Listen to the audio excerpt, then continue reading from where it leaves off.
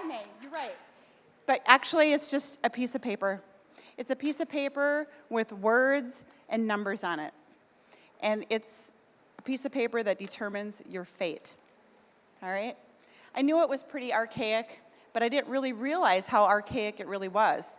I was thinking maybe it was from like the 1940s or 50s, but it was much longer.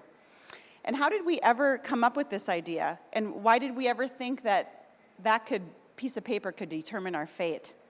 So if we look at our evolution of that resume, it is over 500 years old. Yeah, Leonardo da Vinci discovered the resume in 1482. So right here, this is Kriss Burns, and guess what? All you recruiters out there, you're going to give it the 6-second scan, right? You're going to look for my work experience. You're going to look for gaps of employment. You're going to look at typos. You're going to judge me in 6 seconds.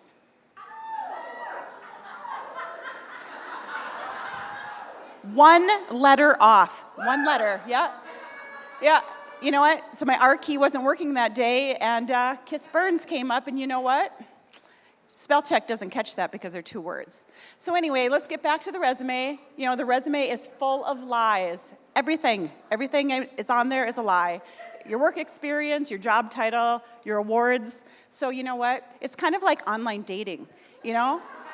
You think you're going to get this guy, you get this great resume, you think he's the perfect candidate. Oh my God, it's like, he's beautiful, right? And then you know what? What happens next? We've all been there. This guy shows up and walks in the door. Yeah, Yeah, but you know what? Remember that resume is just words and numbers, okay? So speaking of numbers, we're going to talk about some gaps of employment. So this here is my neighbor, Rachel. She had a gap because she went back to school. She got her degree so she could, you know, have a better life for her and her son. And that's Emmy. Emmy had a baby. How many mothers out there, right? Yeah. Okay, and this is Amanda. Amanda's mom was diagnosed with cervical cancer. She was in the hospital for over 4 months. And then there was my friend Cindy. Her husband, Willie, well, he wasn't quite as lucky. He left behind a wife, 3 beautiful daughters, and a gap in her employment. And all of these people were rejected because of their gap of employment. You know what? But what happened during that time? You know what happened? Life happened, okay? And we made some assumptions. Yep, and you know what they say about that, right? Say it with me. Made an ass out of you and me, right? Because life happened for those people. And you know what? They learned some things during that time, skills that they never found on a resume, like strength and compassion, right? So guess what? I have an idea. I say, you know what? Why don't we use technology? Let's get rid of that resume, right? What about sending a video? Tell me about yourself, right? Maybe a checklist. Or how about something like this? I got to give a quick shout out to Kara Jorvig. Where is she? Is she here? Okay, well, she came up with this. It says, do not send a resume. We're not interested in what you have done, okay? So check this out. Let's get rid of it, okay? They're all over town. Everybody is hiring, okay? But bring your resume. Come on. How about if we bring your attitude, huh?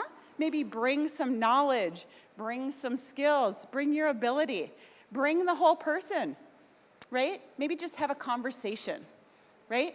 Talk to the people. Bring them in. Don't use that as a crutch, okay? Novel idea, right? It takes up way too much time. I think we should just skip this step altogether. Skip it. It takes too much time for the applicant. It takes too much time for you to refer through all of them. What a mess. We could be green, you know? Get rid of it. So talk to them. Find out what they're all about, what makes them tick. Have a conversation. What a novel idea, right? Yeah, that's what I thought. So, in closing, I think we need to be a little bit more like Arby's and hire some smiling faces, because you know what? You can't find a smile on a resume. So how about if we hire for attitude, train for the skill, and you know what? We can find some great people out there, because there is a hidden job market. So in closing, let's take away the resume, okay? And let's be innovative and creative and find some new solutions, because we can do it and we can disrupt HR and take away the resume. Bye.